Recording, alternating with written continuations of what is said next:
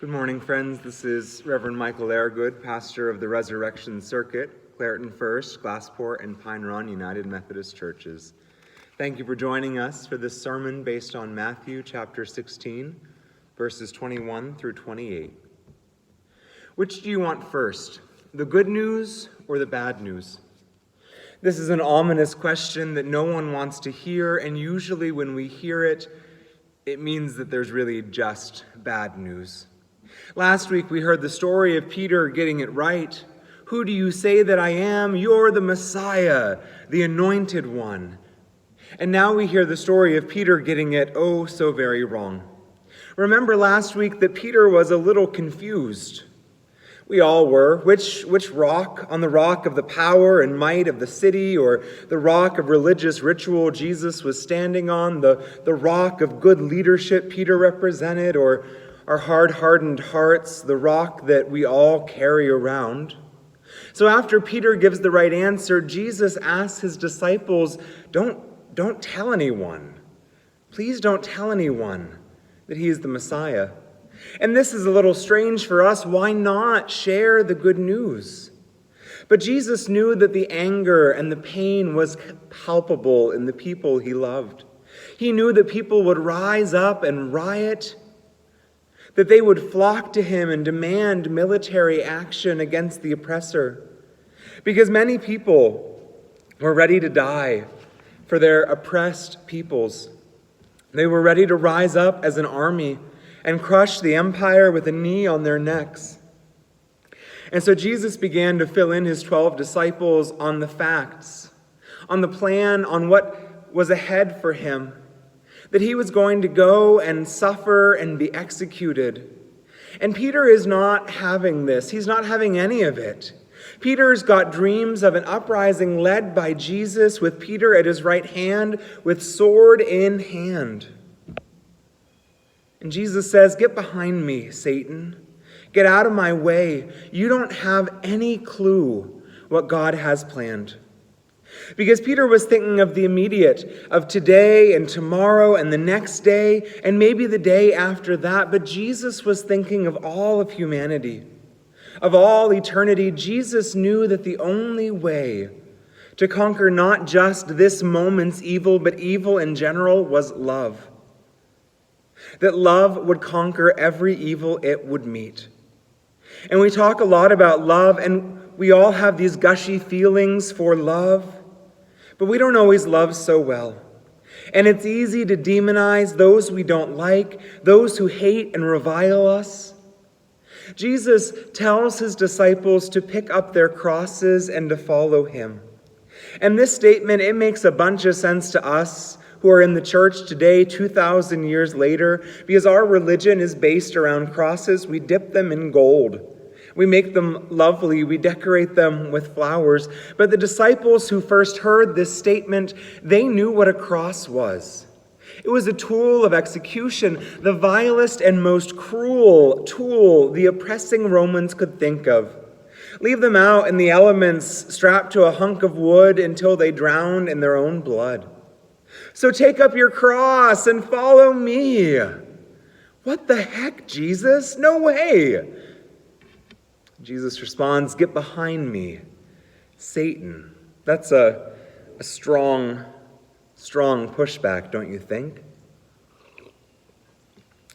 I've always been enamored by those who stood up to Nazi repression, particularly those few Christians who stood against the masses and called out Hitler's evil for exactly what it was. I have read their biographies since childhood, those followers of Jesus who joyfully went to concentration camps for their part in hiding Jews or distributing anti-Hitler propaganda. And I always wondered how they found the courage to die for their faith.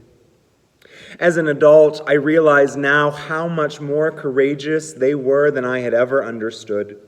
They weren't just standing up against Hitler, they were standing against their neighbors and their friends and their fellow pastors who kept saying everything was fine and good Christians should wear swastikas and altars should be draped with swastikas. I was introduced to Corrie ten Boom as a little kid, told stories of Tante Corrie Aunt Corrie and read her books in elementary school and again in high school and again in college and again as an adult. Billy Graham made movies of her heroic life. She and her family hid Jews during World War II and were part of the Dutch resistance. My college French teacher's father was arrested with Corrie ten Boom, was part of the underground network she worked with. When she and her family were arrested, they interrogated her father. They said, "You are more than 80 years old. You're an old man. Don't you want to die in your own bed? If we let you go, you'll be good, right?" And he replied, "If you set me free tonight, I will work to hide Jews tomorrow." He died in prison a few days later. Corrie also lost her sister after cruel and unusual concentration camp experiences. So how do these folks have the moral courage to hide Jews from the Nazis? Because they have the moral courage every day to call each cross that they face a chance for growth.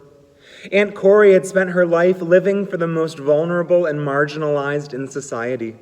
She had worked with children with disabilities, with poor families, had started scouting programs so every child in the city had a chance to experience nature. John Wesley wrote, "Crosses are so frequent that whoever takes advantage of them will soon be a great gainer. Great crosses are occasions of great improvement, and the little ones, which come daily and even hourly, make up in number what they want and weight. We should approve and choose what his choice warrants as best for us." Every day, we have the chance to learn how to handle the challenges life throws at us. It is better to climb the mountain than to sit at its base and cry, as the African proverb goes. Wesley continued, "Herein should we exercise ourselves continually. This should be our practice all the day long. We should in humility accept the little crosses that are dispensed to us as those that best suit our weakness. Let us bear these little things at least for God's sake and prefer his will to our own in matters of so small importance. At the expense of his conscience, whosoever in the very highest instance, that of life itself, will not renounce himself, shall be lost eternally. But can any man hope he should be able thus to renounce himself if he cannot do it in the smallest instances?" I sign all of my letters with the phrase "practice resurrection." And this is at its core what this phrase means. Every day we have the chance to practice dying to ourselves and living for Jesus. Not thinking first about our own wants, our own needs, our own convenience, but seeing the least of these as Jesus himself standing before us. John's gospel has words very similar to these, and I want to close with them from the Message translation. Jesus, in John's gospel, had just entered Jerusalem in the bright and cheerful Palm Sunday parade. The crowd swelled to see him and celebrate him, but Jesus knew that his entry into Jerusalem meant his death was coming. And he lifts up a stalk of wheat and he said, "Listen carefully. Unless a grain of wheat is buried in the ground, dead to the world, it is never any more than a grain of wheat. But if it is buried, it sprouts and reproduces itself many times over. In the same way, anyone who holds on to life just as it is destroys that life. But if you let it go, reckless in your love, you'll have it forever, real and eternal."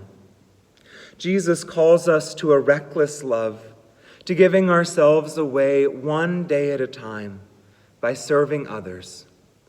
Amen.